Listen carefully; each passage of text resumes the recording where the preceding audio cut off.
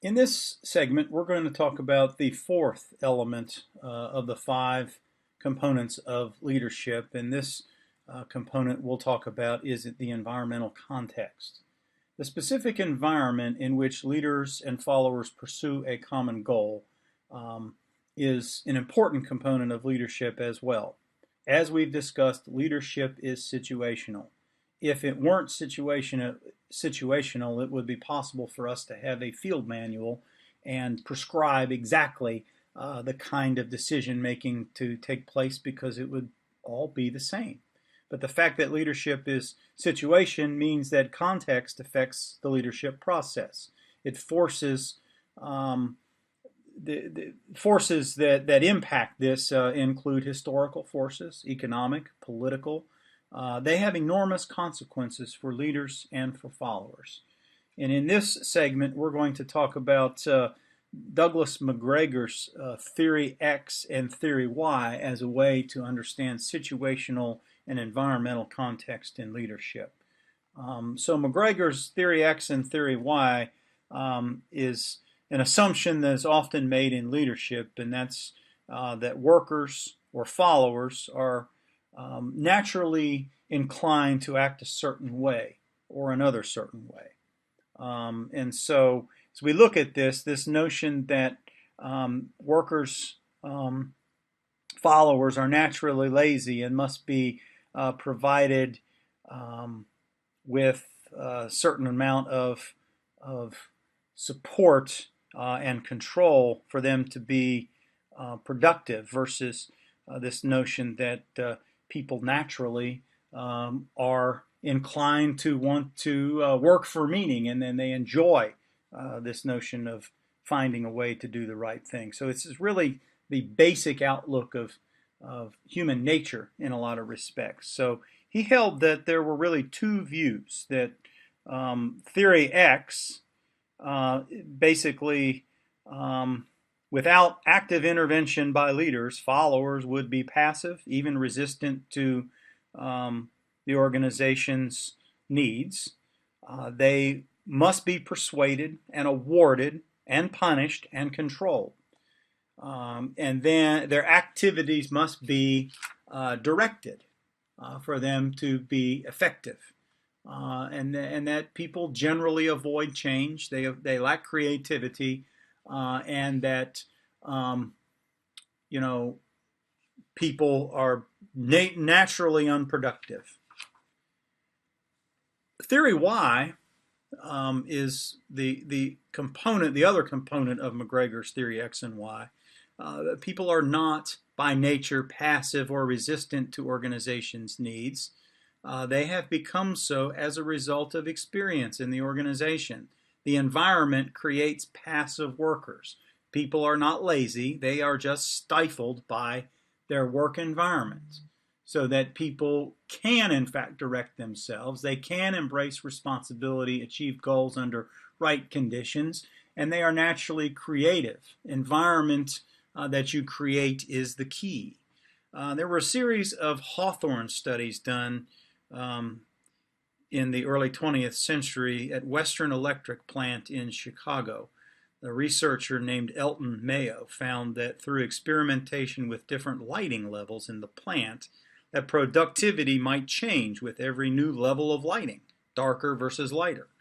And he concluded that workers were not necessarily influenced by the level of lighting, but they were motivated by the idea that someone in leadership really cared enough about them to make the change.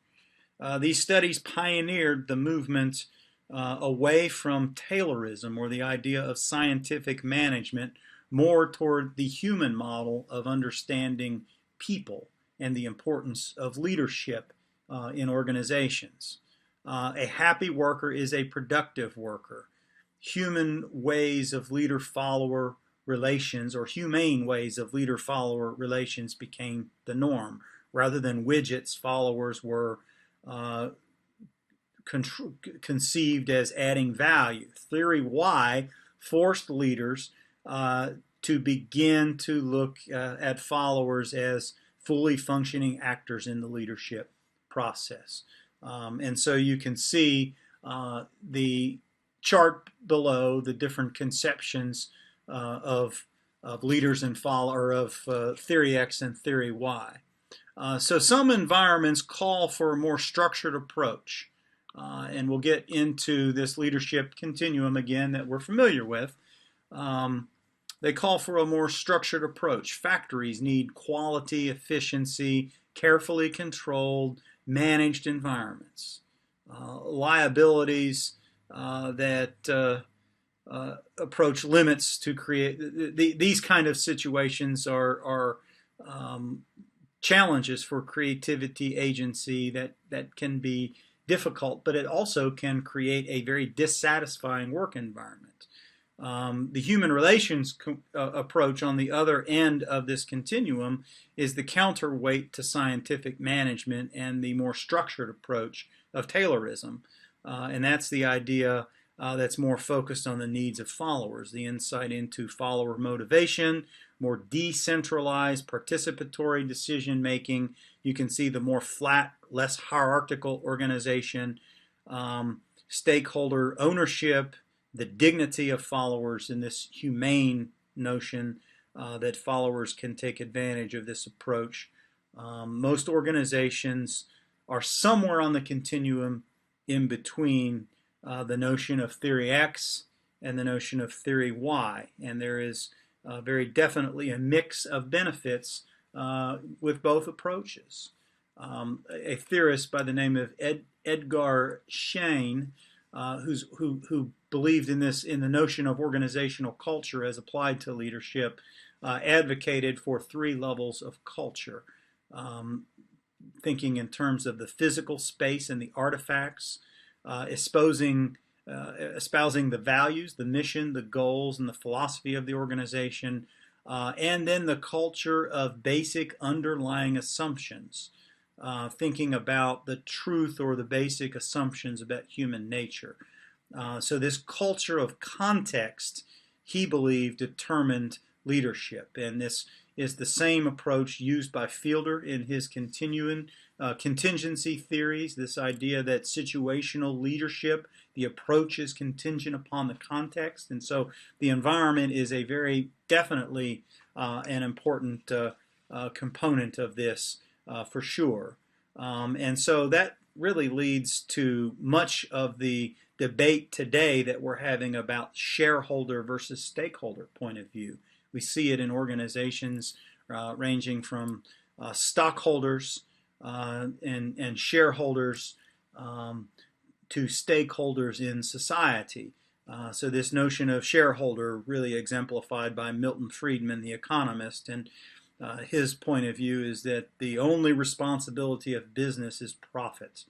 The leader should focus on nothing but deriving a profit. No other social responsibility of business but profit. And then the stakeholder view, which is becoming more and more prevalent, and that's the view of the leader in the organization must take into account many of the parties that in the context, the employees, the customers, the community, the government, the owner, the investor. The leader of the organization are responsible to all constituencies. And I think you see the same argument taking place in the public schools today between the shareholder versus the stakeholder. And the shareholder is really your legislative state that is advocating for more testing. That's the profit motive, it's the test score. But the stakeholder view, the whole child view, the idea that we need to look beyond just preparing these students to have good test scores or even to do a job. We need to prepare them to be good citizens. We need to prepare them to be creative. We need to prepare them for all levels, college, career. So it's this argument that is an age-old argument about the stakeholder versus the shareholder view that also fits into the context of what we're discussing here when it comes to the environment and how it guides the decisions of leadership.